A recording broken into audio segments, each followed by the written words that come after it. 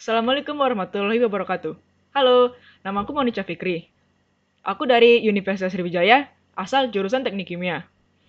Nah, di dalam video ini, aku akan menjelaskan kasus korosi yang terjadi pada kehidupan sehari-hari. Sebelum itu, apa sih korosi? Korosi adalah degradasi sifat material akibat interaksi dengan lingkungannya. Dan korosi itu terjadi di kebanyakan logam, serta banyak material lainnya. Nah, korosi itu tuh lebih umum terjadi di mana-mana.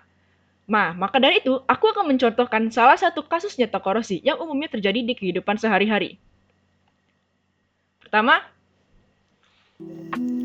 contoh korosi pertama yaitu konsol game saya, tepatnya pada output dan input tempat konduktor dan konektor listrik ada terjadi. Nah, bisa dilihat korosi yang terjadi berada pada di dalam dan di luar dari konektor yang ada pada konsol game ini. Nah, korosi galvanik adalah kerusakan atau kemerosotan logam yang terjadi di antara logam yang berbeda karena reaksi elektrokimia. Tempat konektor listrik biasanya terbuat dari bras campuran tembaga dan seng, sedangkan tempat penerima konektor itu terbuat dari tembaga murni.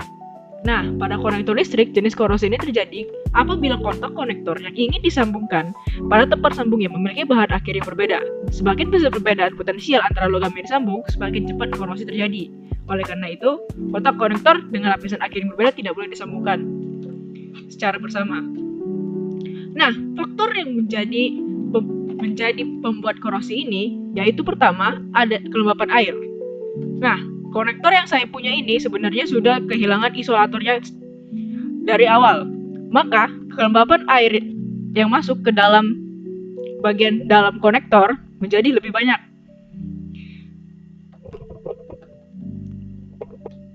Akibat dari korosi tersebut, arus listrik tidak bisa memasuki konsol game ini, dikarenakan kontak tertutupi oleh karat yang disebabkan oleh korosi tersebut. Kedua, jika dibiarkan terlalu lama, dengan mengalirkan terus energi listrik tersebut bisa menyebabkan konsleting pada arus listrik. Nah, yang kedua, saya akan menjelaskan tentang korosi yang terjadi pada pedang. Korosi yang terjadi pada pedang yaitu adalah korosi uniform. Bisa dilihat? Bahkan di bagian gagangnya pun juga mengalami korosi.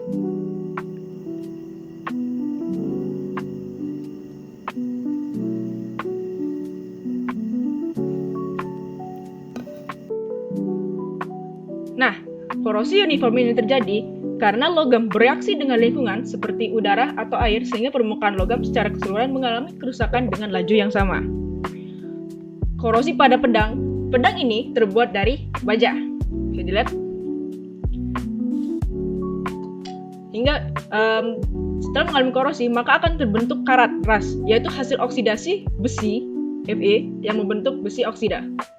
Nah, pertama terjadi pembentukan ion besi Fe2+, kemudian ada reduksi oksigen di dalam lingkungan lembab dan pembentukan karat. Coklat ini merupakan karat yang terbentuk karena oksidasi ini. Formasi kecil karat dapat dibersihkan sehingga dihilangkan. Sebelum bisa menjadi seperti ini, sebenarnya bisa dicegah dengan cara di-scrub atau digunakan minyak. Tetapi karena tidak ditangani, karat menggerogoti ke logam, menyebabkan kerusakan permanen pada mata pisau. Bisa dilihat di sini, mata pisau yang saya punya ini tidak terlalu tajam, bahkan ada yang terkikis. Bisa dilihat, bahkan kalaupun saya gunakan ini, saya tidak terluka karena ini benar-benar sudah terkikis. Nah, begitu banyak contoh dari korosi yang terjadi pada kehidupan sehari-hari. Maka dari itu, terima kasih telah menonton video saya. Saya harap video saya dapat membantu menambah wawasan Anda. Sampai jumpa pada kesempatan berikutnya. Wassalamualaikum warahmatullahi wabarakatuh.